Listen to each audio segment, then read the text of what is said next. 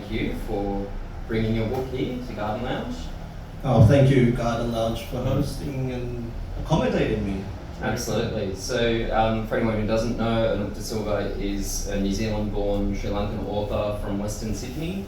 I hope I've got that right. Yes. And a late diagnosed autistic writer with a passion for social media activism and neurodiversity, equality and activism, who has recently published the novel The End of Madness, which is also over near the front door if anyone would like to get a copy. And so here at Garden Lounge we're really passionate about a whole range of those things. For a start, like local authors, and about issues regarding equality and inclusion, particularly for neurodiversity and things like that. Also, I really want to see us building more links, say us as in the artistic community in this part of Sydney with Western Sydney.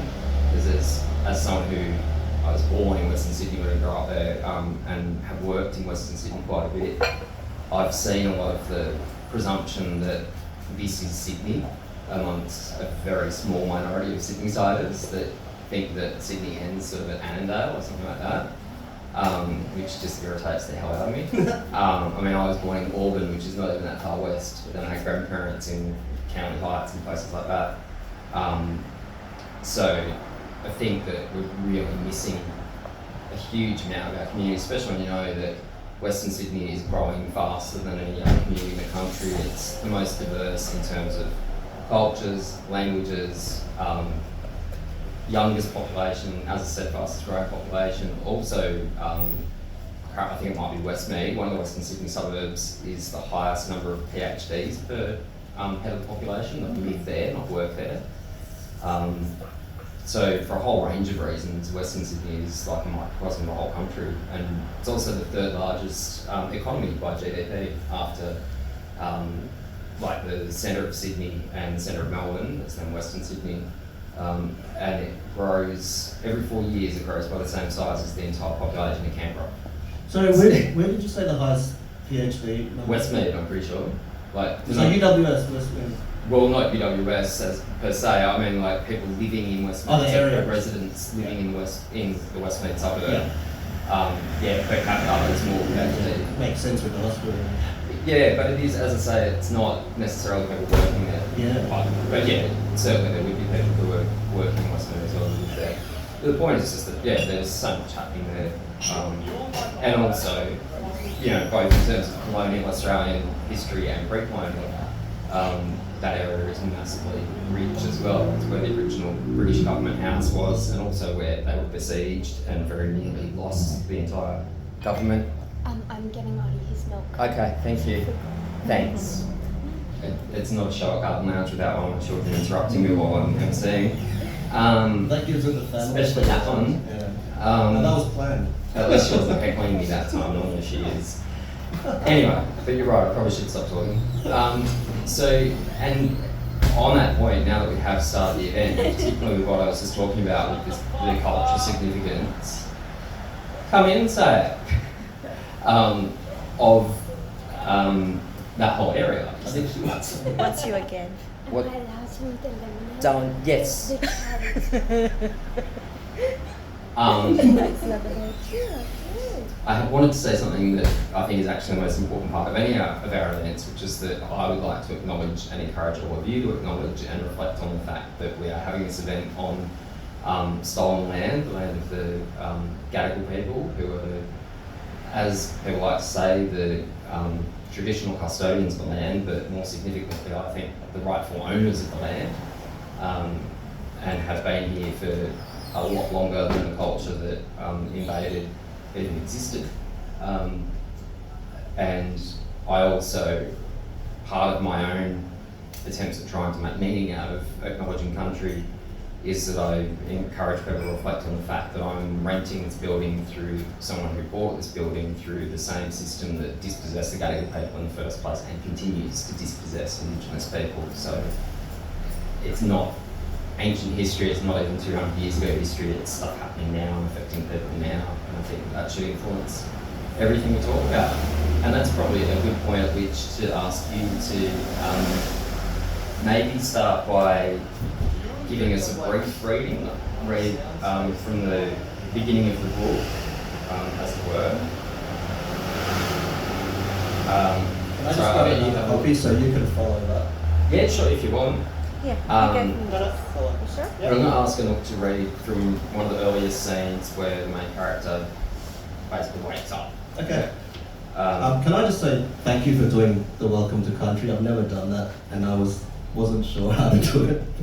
Now that it's done, No worries. If ever you're not I didn't sure, want to get it wrong. the only thing you've got to do is acknowledge however you feel you're acknowledging and get the name right for people.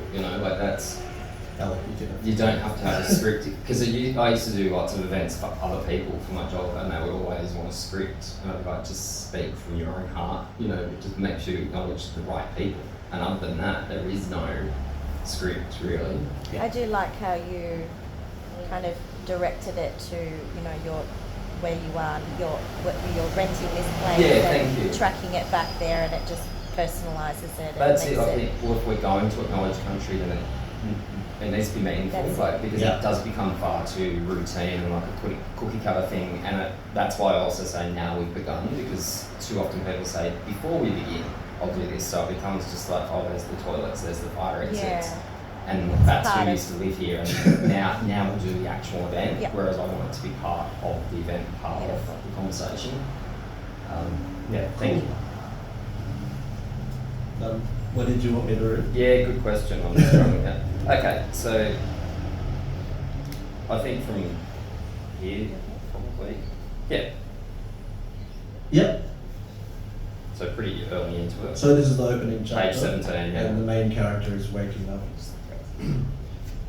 Saul raised his eyebrows for the first time that evening. How long do you want me to read? Oh, that's where you feel like it's giving people enough sense. I guess this is just to give people a sense of what the whole situation is like. When the book starts, Yeah. he knows nothing. And He knows nothing and we know nothing. Yeah, exactly. We don't know. All we know is he's waking up. Saul raised his eyebrows for the first time that evening. Still very much dazed from the haze from which he had recently awoken, he couldn't remember what had happened to him, but he wished fervently that the numb headache he was experiencing would soon depart. Headaches. Life was so full of them that it was a wonder anyone ever got anything done by thinking clearly. He tilted his head forward and glanced down, and immediately felt a wave of nausea as he noticed the tubes that were connected to his arms and face, and for the first time realized he was wearing a ventilation mask. Everything was still a blur, and it took a good half minute before he was able to focus and recognize where he was, in bed. I'll stop there for now. I was going to say, I think the next sentence is the only bit, but it wasn't his own bed. But it wasn't his own bed. He knew that instantly. So, do you want to tell us a bit more about, before you maybe go into Saul's story itself, tell everyone a bit about the setting of the book, I think, Sure. more broadly? So more broadly, okay. Initially, so I've been working on this book for 6 years. The initial story was far simpler and actually of a different character slightly than what it's turned out to be. So initially in 2016, it was about a guy like Saul who wakes up, but he's waking up in mental hospital after attempting suicide, failing, and then he's just waking up. And that was basically the gist of the story, that he's waking up in hospital, he's tried to end his life, that hasn't worked. Where does he go from here? Does he find meaning and purpose while he's in a mental hospital? And that was the story. Then, as the years progressed, I was certain events in my own life took place, and we'll skip to the part where I got diagnosed with autism. 2020. That changed the whole complexion of my writing, that experience. So a whole new world was opened up to me, where I began to see why I'd been experiencing life the way I had all my life, and also that I wasn't alone, in fact far from it, which I had no idea. I had known, like a lot of autistic people, I had known or suspected I was autistic for years without ever disclosing that or talking about it or opening up, until something happened and I mentioned it to my mum, and we went from there, got the diagnosis. Now, the way that affected the writing is I realized there was something more that had to be said when it comes to speaking out. And coinciding with what was going on in the world at the time, which we've all experienced the last 2 or 3 years have been just draining, with the pandemic and the wars that are happening, the economies all over the world, climate change, all of that stuff. So I thought I'd like to incorporate or have a setting in which what we are going through now, we can foresee in a situation where things have declined considerably and deteriorated, and the existing institutions and political parties and so forth, those in charge, are going a certain way that is contrary to the best interests of the society as a whole. Now, this isn't something everyone can always see. It's something we're living through.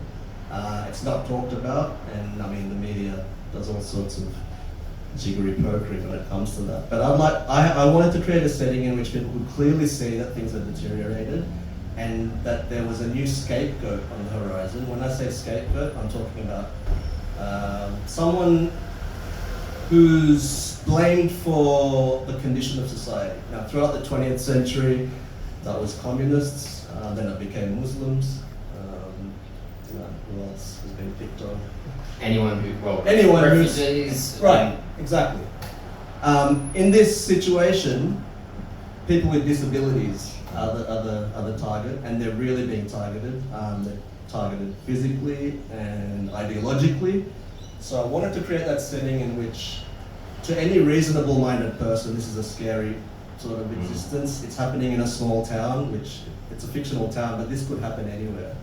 And I wanted to create a setting that would also incorporate what we're seeing with the world war that's emerging. So in this, in the novel, the war has started and it's very much progressing, and well, things are getting sort of random, and that's impacting the population of this town, and it's particularly impacting people with disabilities, people who can't speak up for themselves, and people who may not know they have a disability, which was me until I was diagnosed.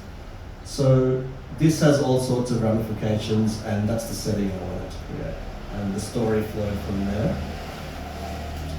And that was going to be one of my questions actually, which came first in terms of the setting or the story, because to kind of elaborate a bit more, I guess, on what you're saying with the setting. So yeah, it's this kind of near future, and I suppose dystopian, but not in the sense of being fantastical, like as you say, it's much more like a realistic prediction of a dystopia based on the way things are. I wanted to stay away from sort of science fiction and create a dystopia people would recognise based on what we see today. It reminds me in that sense very much of Alexis Wright's The Swan Book. I don't know if you've read that novel. She's an Indigenous writer who, similarly, she was writing about personal as well as political and social issues, and also just finding her own creative inspiration. But her novel was begun around the time of the Northern Territory intervention, and in her novel, the intervention is never lifted. And so it's gotten to the point where Indigenous people have basically all been locked in a reserve, more or less like an old colonial style reserve that's a former military shooting range. So just a huge kind of swamp that they're all locked in with military equipment and everything, and goes from there. And I think, as well as that kind of superficial similarity in terms of, as I say, like a realistic near dark future, the other thing I found really interesting you do that I think Alexis Wright also does in that book is that you actually find ways that once you've done it are quite obvious, but I think they're both neat and clever to kind of articulate and make people feel rather than just be shown how this might actually come to be. And not so much with climate change and things like that. I think most people can see how, yes, that is happening and can guess their own consequences for it. But more, as you say, the fact that the scapegoat in this era is people with neurodivergence, people with mental illnesses and things like that. And what I found really interesting is how you draw in the anti-vax campaigners who, as we know, a lot of them linked the idea of vaccinations to autism, which not only is discrediting medicine, but it's discrediting people with neurodivergence, because there's this idea that you're infected or you're defective, because you have autism or something like that. And it's a really pernicious attitude, but also very, not just self-aggrandizing, but like very crusader. Like you talk about I can't remember the name of the group, but there's a group of mothers who want to protect our children by basically getting rid of autism and also treating autism like it's cancer. Exactly. And that's why they don't want vaccines as well. So this is an attitude. Every attitude that's described or that I write about here is something I've witnessed or experienced firsthand. It wasn't just my diagnosis that led me to I wrote the bulk of this in a year, although I've been working on it for 6 years, and it just drove. But what really drove me was these attitudes, and when the pandemic started and just the denial, I can understand initially that people don't want to be afraid of a virus and all that, but to turn that into a political movement, it's scary, and they call it freedom. Yeah. So this is where I got the idea. I've always been unsettled by this idea that we have these two major parties in most countries and we have to vote for one of them, and they call it freedom and democracy. It's sold to us, right? It's an image. Yep. And I wanted to break that down and break it down in such a way where it shows we're normal, ordinary people who may have certain conditions they can't help or disabilities or whatever are suffering, and to really show how and why they're suffering. Because their safe haven is now being sort of invaded as well by these elements outside who aren't happy with them because they've been taught autism is evil and autistic people are, the work of the devil and all this. So this is the setting I wanted to create, and I'm glad you brought up the Indigenous point too, because the town was built on stolen Indigenous land, as most places are, but they were basically chased away. Because of the war initially, not just because the government wanted the land, but because they wanted to create these safe zone cities, which they have done in previous wars, where sort of it's where shipments come through, but they're less likely to be attacked, unlike say Sydney or a harvest or a coastal region, they're less likely to be attacked. So that's where they kind of have bases and all that, which is less visible to any enemy or perceived enemy.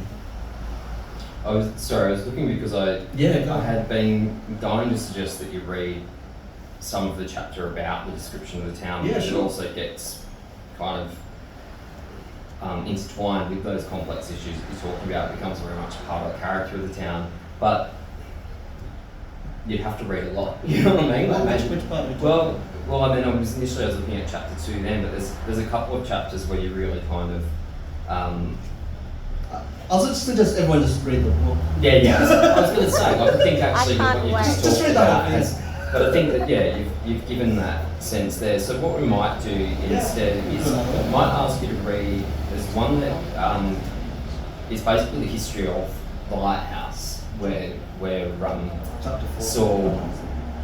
Chapter 4. So this is the place where Saul finds himself when he wakes up, and it's interesting. There's an obvious metaphor there with the sense that in the section that Anouk already read, as it goes on, he starts to remember having kind of stumbled through the darkness and found this place and didn't know what it was, but got there and then passed out and is now being cared for there. But it turns out that in some ways it's a place that he belongs, or at least has some kind of opportunity there. But also it's very strange, almost like opportunity but obligation as well. And maybe no right to leave possibly. It reminds me quite a lot of I haven't read the novel, but the film Shutter Island in that sense, like where there's this almost like you become a living part of this non-living organism, and it changes his perception of himself. But anyway, I'll let you read. This is a young man who had essentially given up on himself and on life altogether, and he had no idea he was autistic.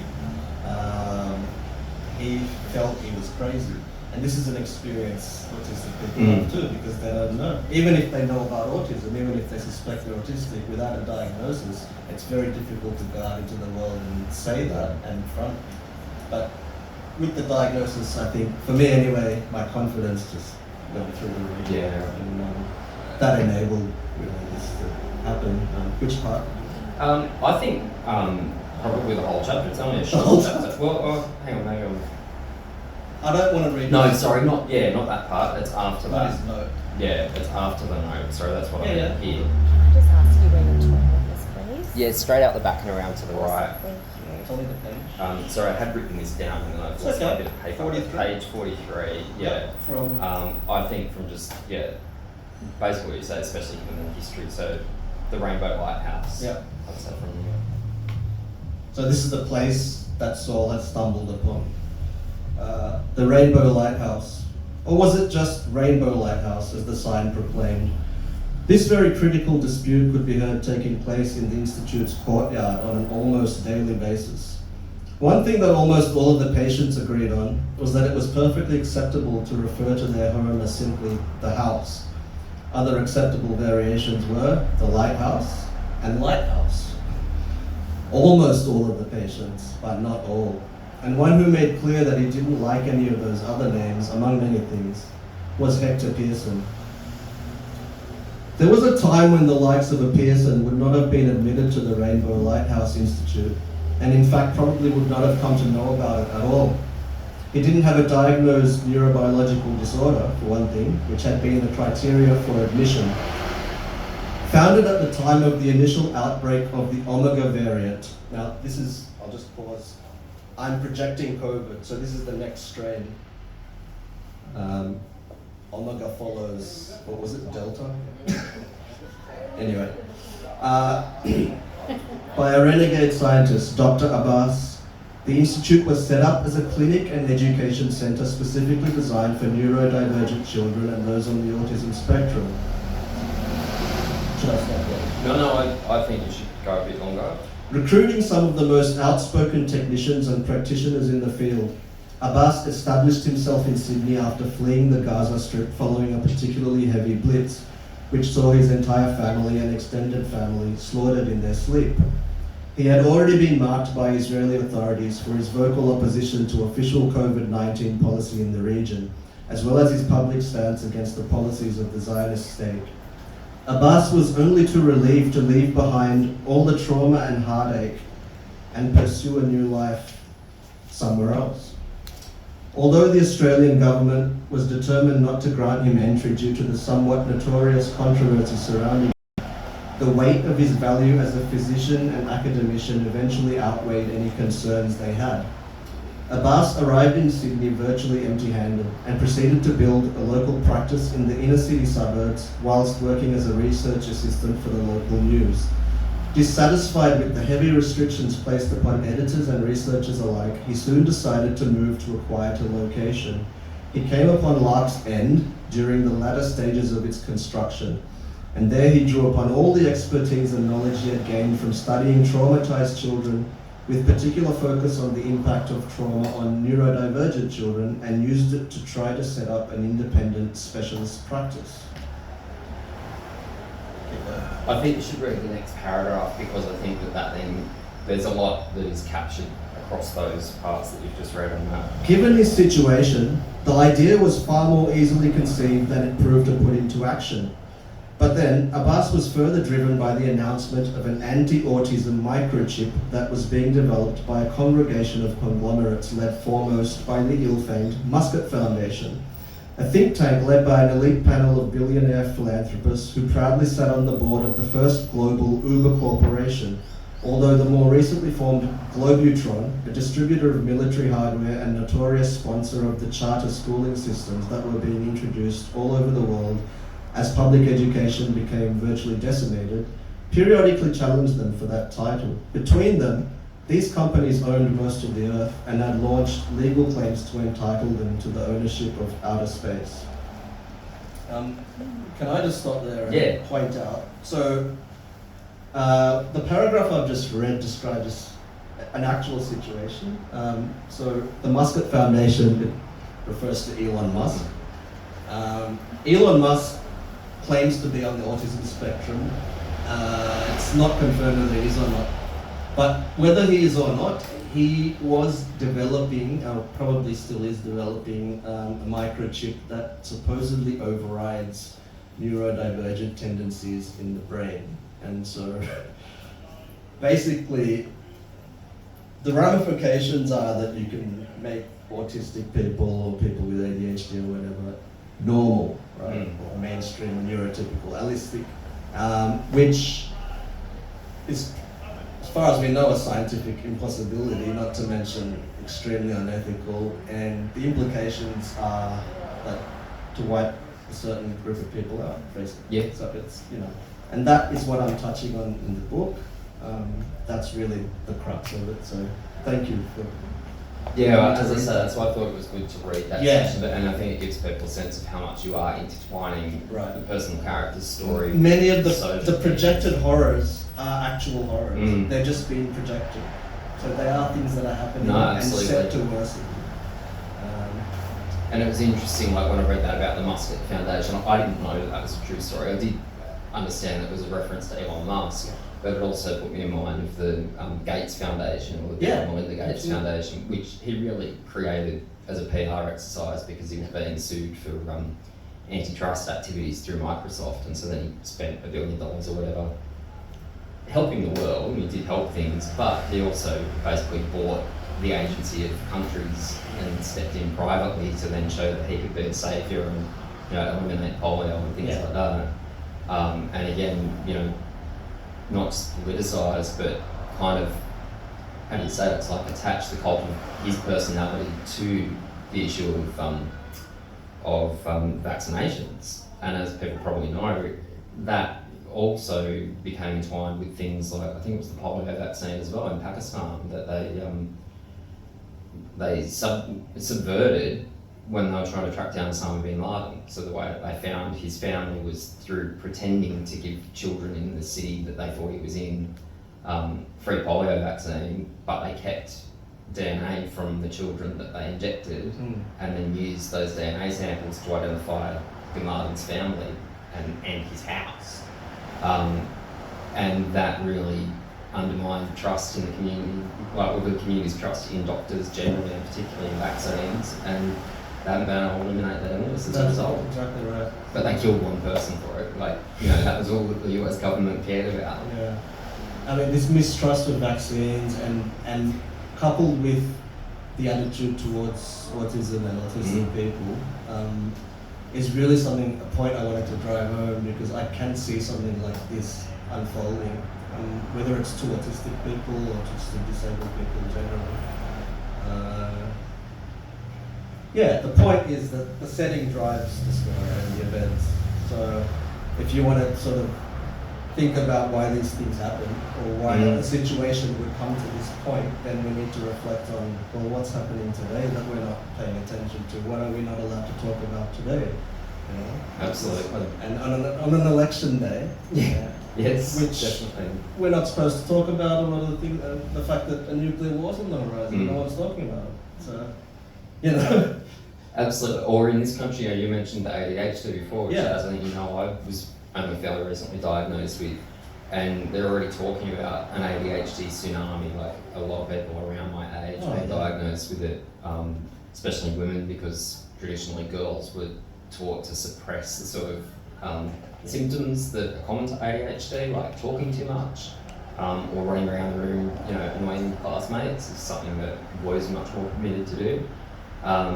But one of the big political issues around that at the moment in this country is whether or not it should be included under the National Disability Insurance Scheme. That's right. It's excluded at the moment. ADHD has always been under attack. There's a school of thought that claims it doesn't exist, including Scientologists. They just claim it's not a thing. So I want to drive the point home, which is done later in the book. Saul's friend who has been not diagnosed with ADHD but has the tendencies and symptoms. He talks about the culture he comes from. His own father doesn't think ADHD is a thing, like it's Western poison kind of thing. So this is also an attitude that I've seen, not just with ADHD, but with a lot of things. Yeah, absolutely. But I think ADHD is a good example, because from the moment I knew what ADHD was, all I could hear was people saying, yeah, that's not really a thing. Yeah. Like, And well, is it or isn't it? in fact, my sister got diagnosed even more recently than me, and she's older than me, and she told me that even one of our close family friends that we grew up with, like someone the next generation older than us, when she told her recently, her response was, oh, you're jumping on that bandwagon too, are you? This is the And thing. was gobsmacking. Yeah. Or we're all a little bit autistic. Yeah, that's and that happens all. You know, like someone who was in here talking to me the other day said something about, I don't know if it's just my OCD, but I like to do this, and I didn't tell him it was wrong, but I just said, I know people who get really beaten down by that because they have OCD and they hear people make that comment, and it makes them feel like, people are trivialising it. And he went, maybe I'm using the wrong term, I just mean like this. And he was saying he didn't know that it stands for a specific condition. He just thought it's a turn of phrase because that is how common it is in that society. Like, children say it all the time, and they don't know that they're actually, alluding to a genuine illness that makes people's lives very difficult. Yeah. They think that it is just, like you say, everyone's a little bit OCD, That's right. And so the situation I've created in this, that sort of ignorance, which is innocent relatively, has festered, and those who will capitalise on that sort of festering have done so for political gain, which is what happens. And the two major political factions that have now established a sort of world dictatorship, saying we're going to get you all through this, we're going to get through the war, which is what they do. Their policies are virtually indistinguishable. One of them is more inclined to resort to violence. The other one mouths a lot of, pleasant-sounding phrases, doesn't really follow through. We all know these things, but we don't. It's not out there. We don't have a voice for it. So I wanted to see that reflected in a genuine story that would appeal to people's sense of compassion and understanding, and also people need education just on neurodiversity in general, because it's a developing science. It's not your fault if you don't understand autism or autistic people. My mum didn't before I was diagnosed, and that whole process has changed our relationship. It changes people. So it's a profound thing that's happening. Absolutely. And I should say, to the credit of the person I just mentioned earlier who used OCD as a kind of typical phrase, once I explained to him the experience of people that I know who have it, he said, I won't talk like that anymore. Like, he himself just went, I shouldn't say it like that. And it was great, because I didn't even say to him, you're wrong. Yeah. And I don't think I needed to, clearly. This is an important point, because so once I was in the process of getting diagnosed, I started going online and looking at what other autistic and neurodivergent people had to say and all this. There's just so much out there, and some of the conceptions of that community or sections of community I'm at odds with as well. So it's a complex thing. I think we have a tendency sometimes to obsess over language. I'm not saying that was the case then, but it does happen. Yep. Yeah. Where we're sort of like, oh no, you've got it. But that's what we are. That's how we're wired, right? We want to get things correct. Yep. But that can lead to sort of misunderstandings and conflicts as well. It's a long road to get people to understand neurodiversity, but the book makes it clear why it's important, because historically we have been important, not just because we're people, but we've done important things. Absolutely. Yeah. I was surprised with that about Elon Musk, because you could see how if he does have autism, he might feel that it's been very significant in him having the innate sort of thoughts that he has. And I would classify him as if he is a self-hating autism. Anyway, just generally, historically, people with neurodivergent tendencies or brains that work a bit differently have produced great art.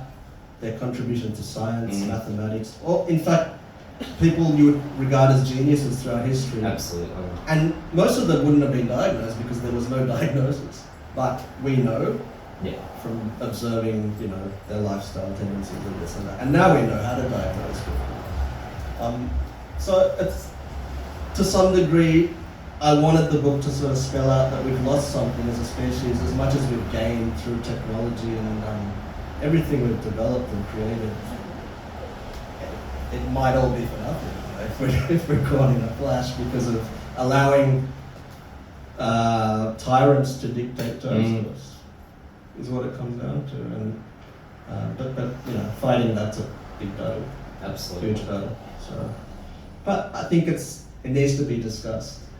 So Yeah, I think you've done a great job of also giving people a personal entryway into that through this fiction. You know, especially because the character doesn't know his diagnosis himself at the start, but you hear his internal monologue, I guess, as he's going through the world, and him thinking to himself, you know, that he doesn't feel like he belongs anywhere, he doesn't relate to certain behaviours at all, or doesn't see the point of certain things.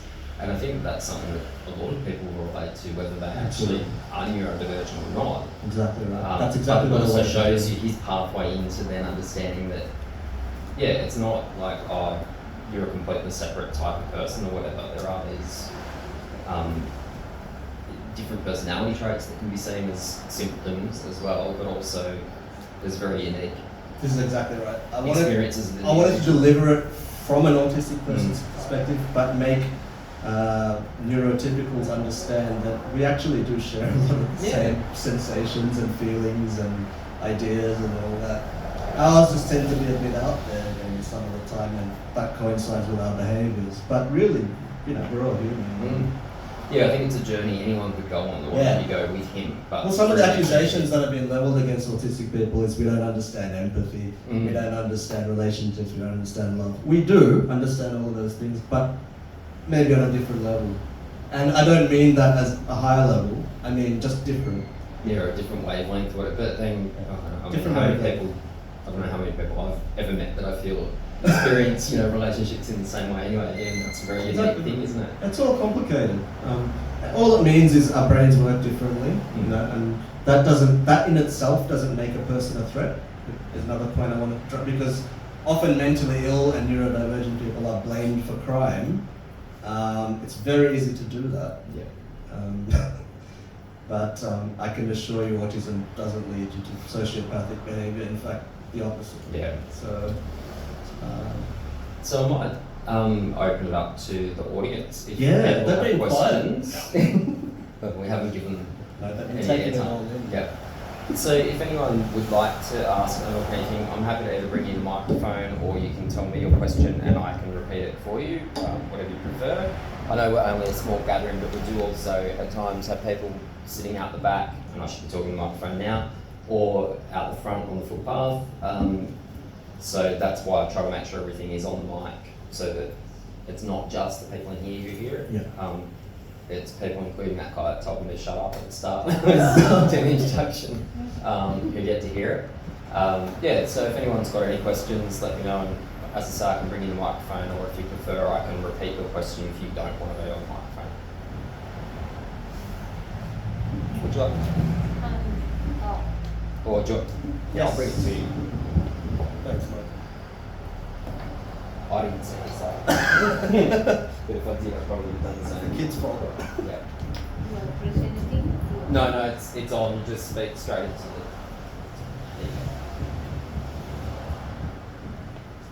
Referring to the part where Anouk said when he first knew or felt that he was autistic, and when he mentioned it to his mother, I'll just get you to. how did you first feel it? Through medical intervention or through your own knowledge? How did I first feel that I was autistic? Yes. Okay. My question is whether it's through your own knowledge or through medical intervention. No, my own knowledge initially. I had always been sort of the odd one out, which is an experience most autistic people have. Growing up as a kid, you know, I had odd tendencies, or what's the word? Unconventional ways of being, behaviors, taste, that sort of thing. Only maybe a few years ago, so just prior to starting the novel, I think I would have been online and sort of seen this autism test. Now I don't know how whether that was a medically, valid test, but I did the test. I was like 90% neurodivergent or something like that. And I just thought to myself that sort of confirms what I feel. And that sort of, I just started to read more about autism. The more I read, the more everything clicked and made sense. So I've known for a few years, but wasn't confirmed until things really came to a head, and then we had to find a diagnostic specialist. 2020. Do you have anything for us, Marco? You were writing down something. Yeah, you've got notes there. Yeah, sure. He's taking notes. Yeah.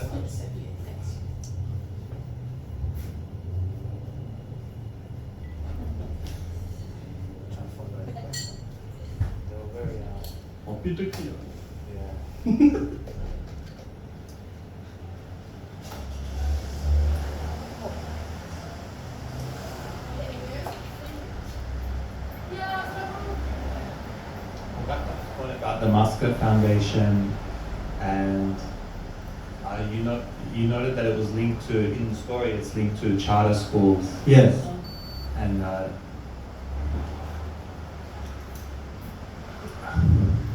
how did you? What inspired you to put these things together? I guess. Just a whole lot of observation and reading and insight into a lot of things that are happening in America, which I decided for the purpose of the story to bring over here, which I think is what's going to happen anyway. But these charter schools are privately funded schools. They sort of have their own curriculum. As far as I know, they're not answerable to the official education system, and they're designed specifically to cater to business needs. I don't know a great deal about them, but I know that they're springing up. Again, with these uber wealthy people who can basically do anything they want. And I mean, if they want, they can just start a whole education system, why not? But how do we know that education system is going to benefit society? How do we know that it's going to benefit the individual student, or even practice good classroom, practice? Or anything, they're not accountable to anyone. So, and again, only the rich kids can afford to, or the rich parents can afford to send their kids there. So, go on. I also you mentioned something about the tyrants that dictate terms, and the battle against that being a big battle and a complicated battle. Can you maybe talk a little bit about the way that battle plays out in the story? Yeah, so essentially I wanted the story to reflect society and also be like an allegory or a microcosm of wider society. So what's happening in this town is essentially what's happening in this is a story about a group of predominantly young people coming together. They're thrown together by circumstances and forced by circumstances to find answers to why they're going through what they're going through, and that, through the discovery of the library and all that, leads them to study their own history, which is fundamental to moving forward. If we want a future, we have to understand our history, because we have to understand, how did we get to this point? How have things deteriorated so rapidly in the last 2 or 3 years, leaving aside the pandemic even, that we've gotten to a point where people who previously you wouldn't have heard them questioning things, now they're openly talking about the end of capitalism and the end of, and the nuclear war and all this. People's ideas change with the times as conditions change, and as their eyes are open to the fact that things aren't just going to be made better, and these actors who call themselves politicians are just really just talking heads, puppets, And they put them before you and say you have to vote for this one or that one, and I just want people to begin seeing through that, which people do. But what are we going to do about it? Because if it can create a situation like this, how much worse can it get? Absolutely. Yeah. And in this town, I mean, I don't go into the details, but there's been a tsunami, which is a reflection of climate change. There's been floods, fires, and with all the stuff, the violence on the streets. This is not a situation that an evolving species should find itself in the 21st century. Yeah. And yet this is what's in store for us if we keep going. So I really want this to work as a warning as well, not just people to see it as, oh, you know, it's just fiction, it's all in his head, oh, these things couldn't happen here, because that attitude is way too common in Australia, that she'll be right, sort of. It's in our culture, and that's got to go.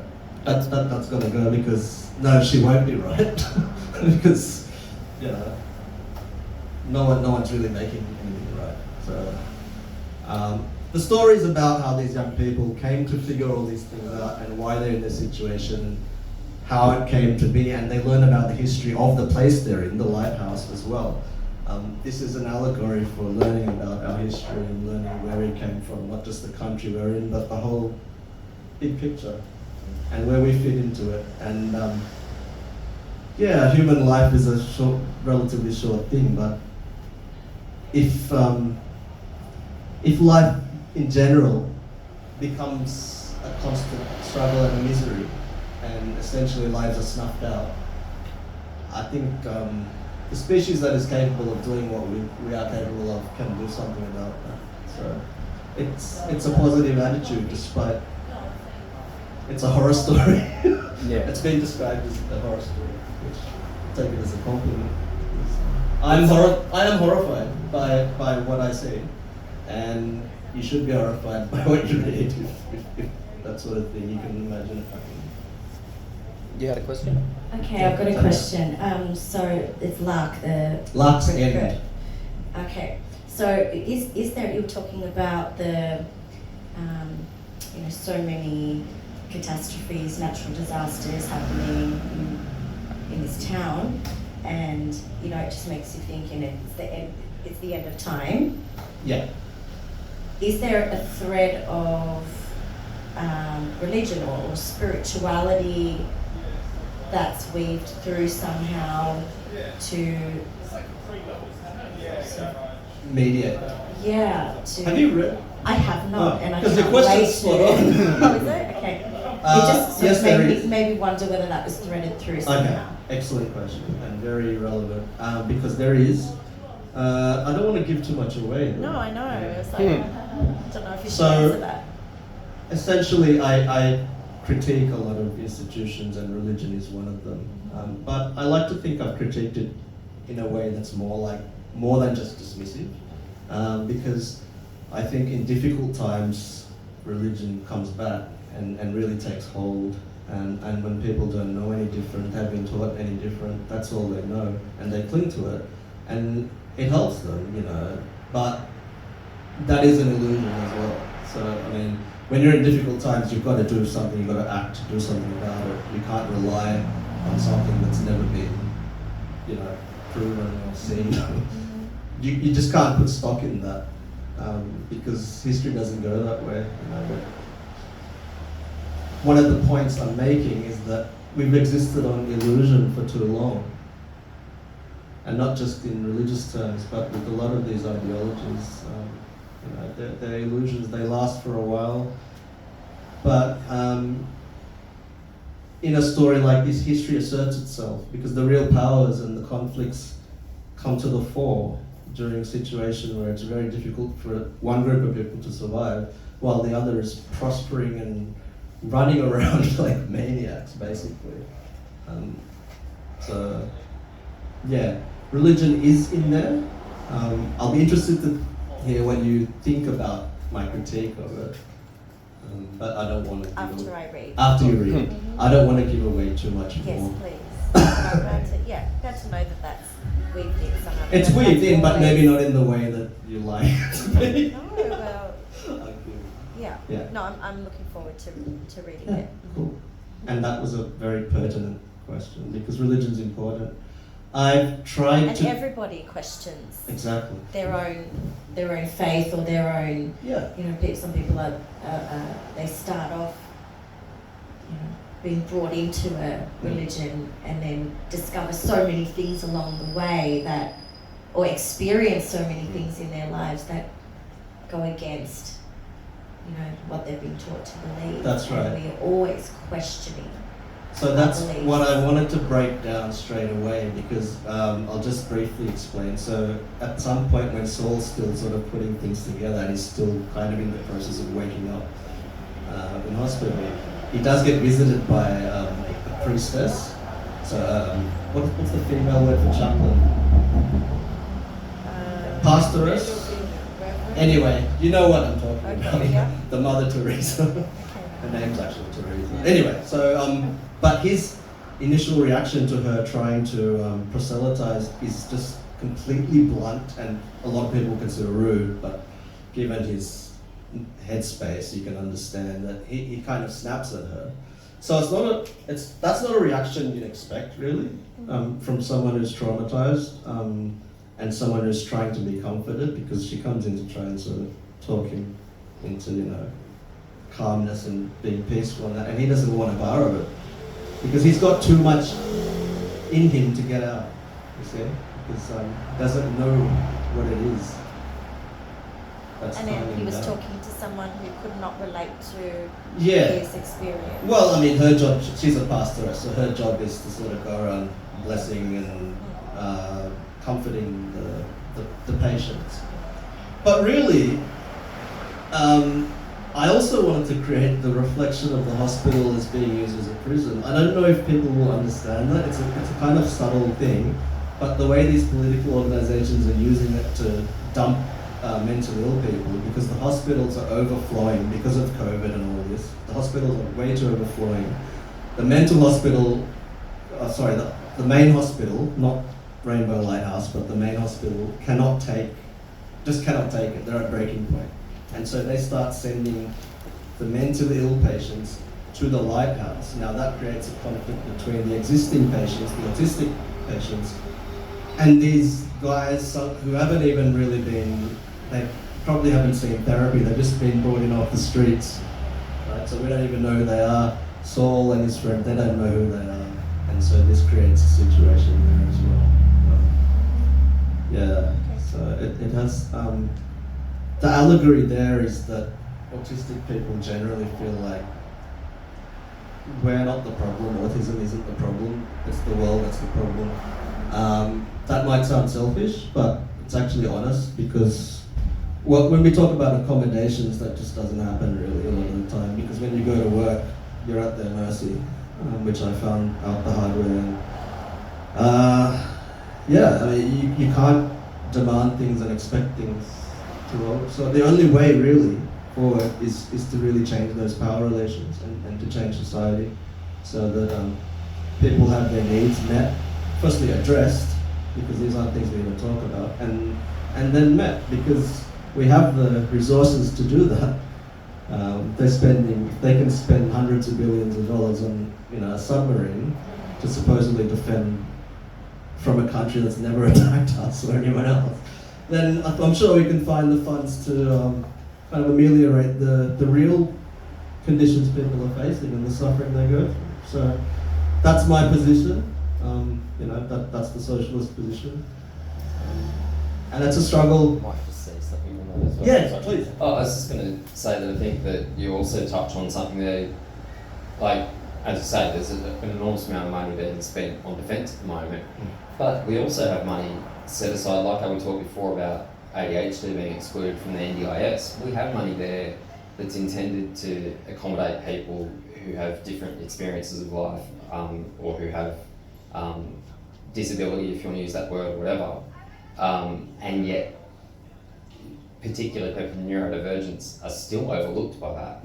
And so, for example, I had to deal with court recently, and they said, do you have a disability? I'm like, yes. And then it says, how can we assist you in being able to attend court despite your disability? And you can see what they want you to say is, oh, have a chairlift, or, you know what I mean? Like, and I'm like, well, I just wrote and said, show some understanding about ADHD, and they haven't. I had a magistrate shout at me, and like that completely shut down the hearing that I was in, and impacted the outcome in a negative way, because she had no understanding of my disability. So this is what we go through, and I wanted to take it to that level because, as I said, initially it was about mental illness. It wasn't about neurodiversity or autism because this was prior to me even really knowing about that stuff. So this could have been a very different story, just about a guy waking up in mental hospital, he realizes, oh, it's not me, that's crazy, it's the world. And then, but I would have been maybe too shallow, and this is more connected to my experience now and the experience of millions of people. So I feel lucky. Yeah, it's certainly, it's interesting you say that it's more connected to you, because my first thought is that this is more universal than what you might have done, but it's also more It's personal. also more personal. And I've discovered a lot of that while writing, so it's been a pleasurable experience. Oh, that's great. Despite the fact that I'm not receiving royalties. I haven't even touched on that. Yes, well, it's interesting. Maybe we'll get you to come back and talk about your experiences as a writer. We'll do that in part two. Publishing. Yeah. Well, as you know, I don't know if other people here know, but I put a call out through the shop a couple of months ago because of my own recent experiences and because I've met so many other people with neurodivergence of one sort or another who are often artists of one sort or another. And I'm particularly fed up with the approach to anything resembling disability being, oh, how can we help you, or what's wrong with you, or, you know, like, what do I need to understand about you, with this kind of, even people who are open-minded and positive, it's still being like, oh, you can't look after yourself, or, you know, like, you are disabled or disempowered because of whatever your difference is.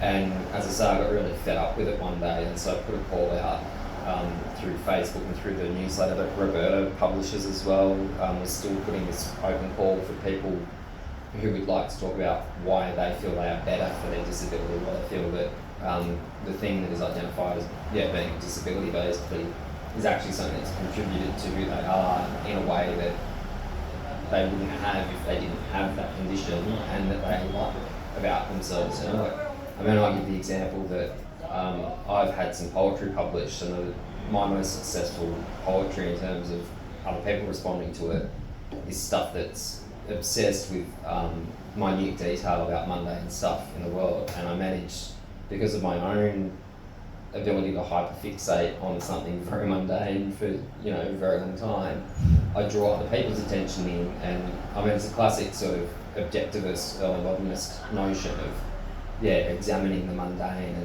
and somehow making people see the beautiful or the poetic about it. But that hyperfocus is pure ADHD. I mean, that's what, of one type of ADHD. It's not just, oh, you get distracted, it's also that you get hyper-focused at times. It's about not necessarily being able to apply the correct or appropriate amount of attention at a given time. So, you know, like when I worked for 10 years at the University of Sydney, I used to have to cover my face in the many, many meetings I went to because I would be falling asleep while very important people were talking because I would just get so bored. But then when I worked as a security guard before that, sitting in the street for 16 hours at a time, I'd sit there writing a poem about a piece of garbage or something and be very happy and content. So that is ADHD. You know, that's one major. This is a really important point. What ADHD people go through. So, I mean, for years I was wondering why you can't do any work for weeks and then suddenly you can produce an essay overnight. It's that sort of thing. It's freak genius. I'm not claiming to be genius. I'm just like, it's freaky genius because you have abilities that you can't control, or you can't kind of sink your teeth into why I can do this at such time, or so it's hard to plan things. Absolutely. Very hard to plan things. That's why often ADHD people are late or early because you're anxious about being late. Yep. I laugh because I always tell my children I'm always late or early. I'm like, I can't do. I'm not. If I think I'm going to be on time, then I start doing something else that makes me late. So it's like, no, it's one or the other. It's also important to touch on what you go through at work, because a lot of people have the attitude that, well, you've been working for years. Like, you know, why are you on disability? You know, you're fine.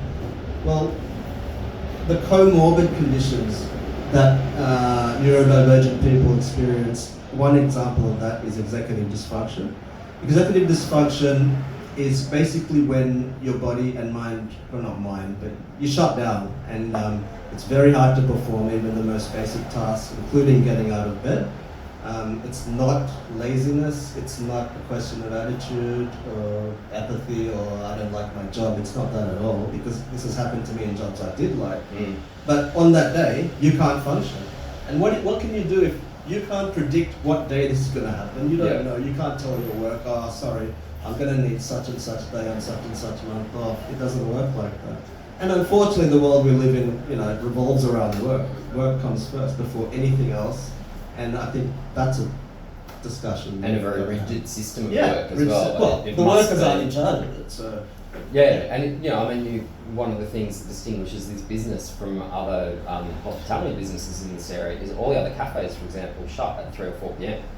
I generally don't open till 12 p.m. if I'm on time, and stay open till at least 6. And that in itself is seen as really odd. But it shits me to tears. You can't have coffee at night around here, unless I'm open. And it's interesting to say that as well about not being able to predict it. I remember seeing someone posting just yesterday or today on social media about their experience with ADHD, and they're saying, I can't believe my ADHD has got me avoiding doing things that I want to do. Because certainly I think a lot of people, especially those who don't get diagnosed as adults, have the experience of procrastinating enormously and avoiding tasks. But it'll be whatever the thing is that you most want to do or most feel you need to do is the one you're not going to be able to do. The way that I learnt to cope with what I didn't know was neurodiversity until a couple of years ago is by basically, I would say, approaching things sideways. Like I would set myself a task that was adjacent to or the opposite of the thing that I knew somewhere else in my brain that I really needed to get done. And that way I could guarantee I would do that thing and hopefully I would do the opposite or the thing next to it instead. I mean, for 4 years I was telling the world that I was writing a novel. But that turned out to be a blessing because my diagnosis changed that whole changed the novel. So I'm glad that I didn't get that work done because it would have been very different. Yeah, but so I guess back to your point about part 2, that call that I put out for people who might be interested in talking about their own experience of what's perceived as this disability, but talking about how it makes them basically better than other people, for want of a better phrase. And I don't think that's any more harmful than saying it's a disability, to say no, it's an enhanced ability. Special ability. Yeah, well, I mean, I've met quite a few people recently who refer to their ADHD as their superpower. And certainly a lot of artists manage to harness that hyper-focus, for example. But I had an overwhelming response, so overwhelming that I haven't responded to any of them yet, because there's stacks of emails, but I'm certain that we're going to do a program of events, because it won't be just one event. But as with everything I do here, just really broadly open to doing whatever with that basic topic. So I think absolutely it'd be great to talk about, for one, I mean, we haven't really even touched on it at all, whether you feel that your supposed disability has actually been a superpower for you before you were diagnosed. But also, as you say, you're not getting royalties, and there's a whole other story there about navigating. I'd like to tell that story, maybe not tonight. Yeah, and that's, so, I'd love to have you come back and, I mean, certainly introduce this book to a broader audience again as well, but also, maybe talk more personally about your professional experience or that would be whatever you'd like to talk about. Matt?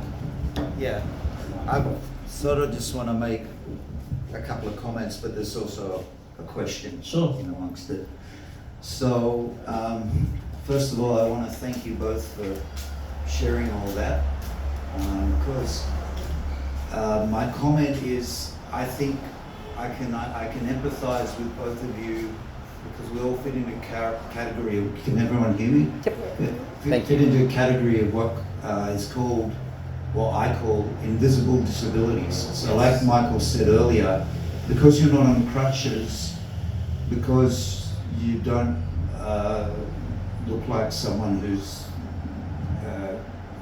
autistic in the typical sense of, someone with Down syndrome or these kind of things. Yeah. That's how people think. Well, That's what they've been we're trained taught to that think. disability is something you have that you And it's in front visible. of you. Visible, Right. Yeah. So I got, this is what I wanted to share. I got diagnosed about 14 years ago now with a thing called hemochromatosis, which is a blood disorder where you have excess iron. Now, I function most days perfectly well. So people have said to me, well, what exactly is your disability? Yeah. So they think it's an excuse, as you said, to not want to work. Yeah. I want to work. I want to do things. I want to keep busy and active. But it produces something similar to chronic fatigue. Yeah. But like you said, I can't predict when this is going to happen.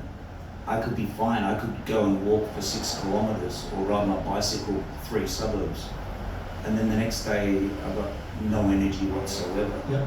And not because of the bike ride, I might not have done anything at all.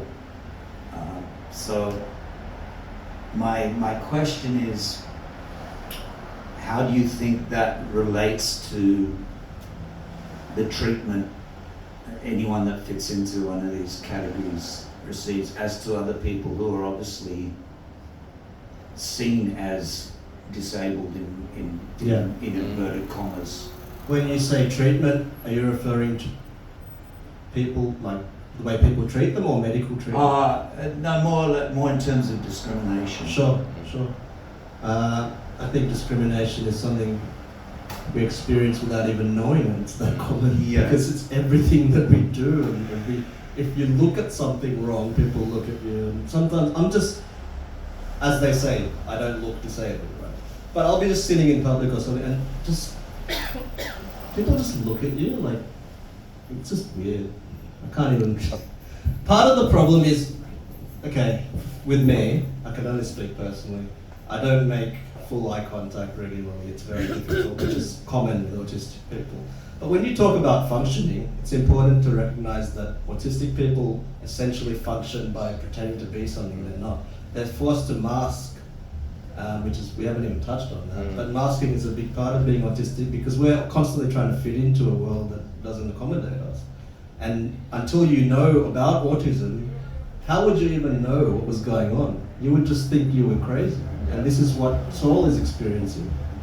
Yeah, I think that what you just said then about masking is something that I've learned about a lot as well from hearing other people's stories with ADHD, and that I've seen quite a few people say now that people who have neurodivergence of various kinds often feel exhausted every day, and it's not so much dealing with their disability, it's dealing with pretending they don't have it. Yeah. It's this constant energy put into making sure I you guess don't talk too At much. some point, I decided to stop doing that. It's not a decision that's easy for a lot of autistic people. I think we tend to be soft. Maybe because of my political leanings, it's made me harder. Maybe my experiences personally, I kind of stopped caring what people think. It's an issue because I see this in a lot of the autistic and neurodivergent groups, that they're constantly worrying about, oh, am I doing the right thing? Which I understand, it's completely understandable because they're trying to fit in. At some point I decided I don't care anymore because it's too much, it's too exhausting trying to fit in.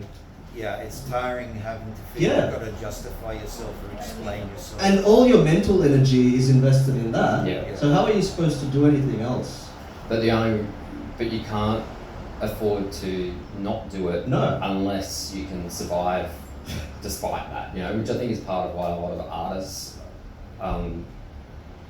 end up, not that artists end up with neurodivergence, but that people with neurodivergence end up pursuing careers as artists and things like that. Yeah, because that generally allows you a little bit of independence. But it's usually a financial struggle. When you talk about hyper-focus, it depends what job you're doing as well, because a lot of places won't have you if you're sitting there for 10 hours doing one thing. No, but then there's other professions. There's places that will, yeah. Well, and that prioritise employing people. That navigate, with, they are doing that. autism in particular, because they find that some people with autism have a much better way of understanding the job than anyone else. Yeah.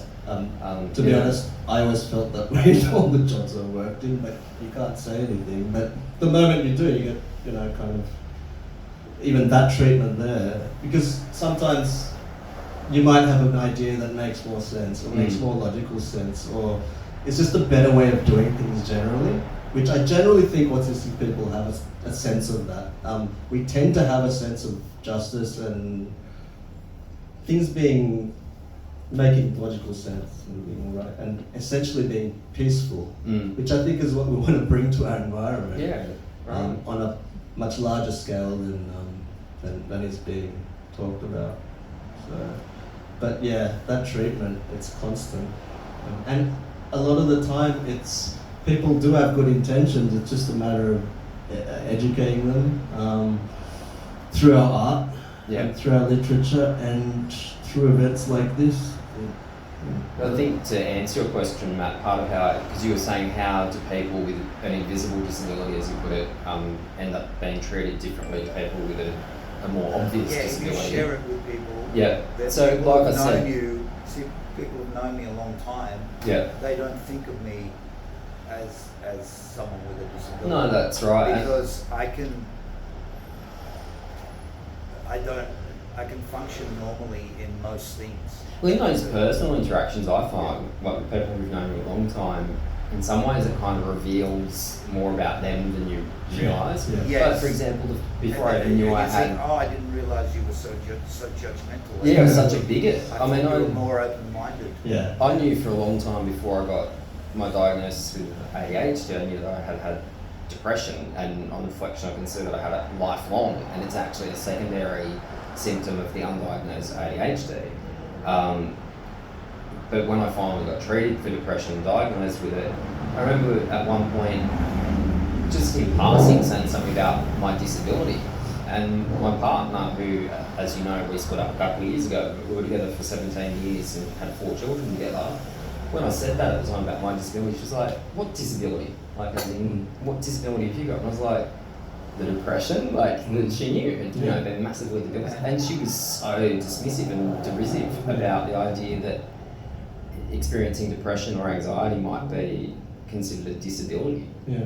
And I was gobsmacked. I mean, I worked at the time for health sciences at the University of Sydney, so I was working a lot with people advocating in disability and things like that. And I remember seeing one person saying that their symptoms of their condition are not their disability, it's the way people treat them because of it that is their disability. That's what is disabling is That's what I mean. attitudes. Lack of understanding and lack of compassion. And I get the feeling that some of that attitude to invisible disabilities is a bit like people going, "Well, I struggle too. Why should you get get treated?" Yeah, I work really hard. I pay taxes. Why should anyone give you some leeway, like as if you had, Well, you didn't one have of the disability answers. One of the answers to that is a neurotypical person might work hard all day and be exhausted, but they can still get up and go to work the next day, can't they? Whereas we might be tired out for 3 days after that. Or, a neurodiverse That's just an person example. could be working all the time. Yeah. Just to be able to be in the world, not necessarily then actually producing Exactly. work. So when we talk about work, we are constantly working. Yeah. And that's probably more exhausting than physical labour in the end, because it doesn't stop. There's no pauses. No, even if you try to go to sleep. No. And It's fair. So I think it's a question of we have to keep an open mind too, because people don't just understand these things. Yes, there are bigots out there, there's no doubt about that, and people will seize on those attitudes in times like this because everyone's looking for someone to blame. But we have to bring a wider understanding of neurodiversity and all the spectrum conditions. I don't even mention some of them there. It's not just autism and ADHD. There's a whole spectrum. No, well, it is also really, it's as much about, as we're saying, the perception of other people towards people who've been labelled with whatever. Yeah, that's so, right. I mean, something that springs to mind for me is how even up until I think like the 1980s in this state, women, like being female, Mm. meant that you were seen as not as capable logically. Mm. So, like, women weren't allowed to be on juries in New South Wales, and so I'm pretty sure it was If 1980. you go digging, there's all sorts of laws. Oh, God, yeah, that but I mean, fight we're talking about, discriminatory against all sorts of you know, groups. I was already almost in primary school at that time, and yeah, it was just like, no, women are too emotional, we can't let them sit in judgment on their peers. Yeah. And so, What yeah, makes it's women not brothers? even necessarily about actual disabilities or actual difference. Yeah. It's about being labelled Yeah, as being different or Judgment. That's or what I was, impaired. that's Absolutely. what I was trying to get at. Mm. Is Yeah. my experience is different to what you guys much more. Yeah, absolutely. Physiological thing, Yeah. but it does affect me in other Yeah. ways. Yeah. And these judgments and labels are what, in the story, governments have seized on, and these institutions with money and power Yeah. have seized on to try and disenfranchise Absolutely. a whole section of the community, which is their modus operandi. If you look Yeah. throughout history, I mean, there's always got to be an enemy Yeah, within absolutely. society, because if there wasn't, then the people would band together, wouldn't they? Yeah, people need to be afraid and they need to be divided and all that sort of thing. Yeah. Yeah. So there's a lot to think about and unpack. I hope I've done a good job of. Yeah, definitely. Yeah, I think absolutely. Thank you. Thank you. Were there any other questions or comments? Well, maybe for the next round, I just wanted to ask about your literary influences. Sure. So, any writers that you felt influenced the book? Yep. But if you're going to do another round, you know.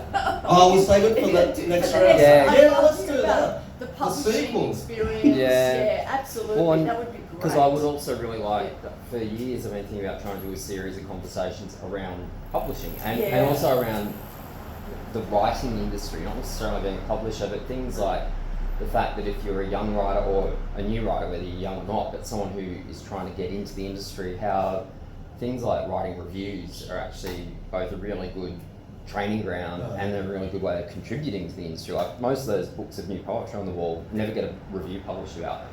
So if someone puts in the time to do that, they're contributing to that world they're a part of, and they're also learning from it. So there's those kind of this is conversations great. as We well. should do it soon. I So think yeah, that's great. absolutely. Yeah. After this, we should probably organise. Yeah, no, I'm really keen. I think the first thing will be to convene a kind of group of people to talk Yeah, about yeah. all the things we've got, and then This was just for the VIPs. no, it's great, and it's quite fortuitous that it, in a lot of ways, your book goes across the whole range of issues that we could talk about. You know, it goes across the personal, societal, all that sort of Well, thing. that's what it's about, essentially. It's where we're going. Something to think about. Absolutely. Thanks everyone for coming. Yeah, thank you, especially the weather like it is. So that's it? No more questions? I think- Part two, save it. Part two, that's right. Yeah. Write down your questions. So feel free to stick around, and as I hope everyone knows, you didn't have to buy a ticket for today, but anyone who did book a seat, you get the price of that ticket off the price of the book if you're buying the book here.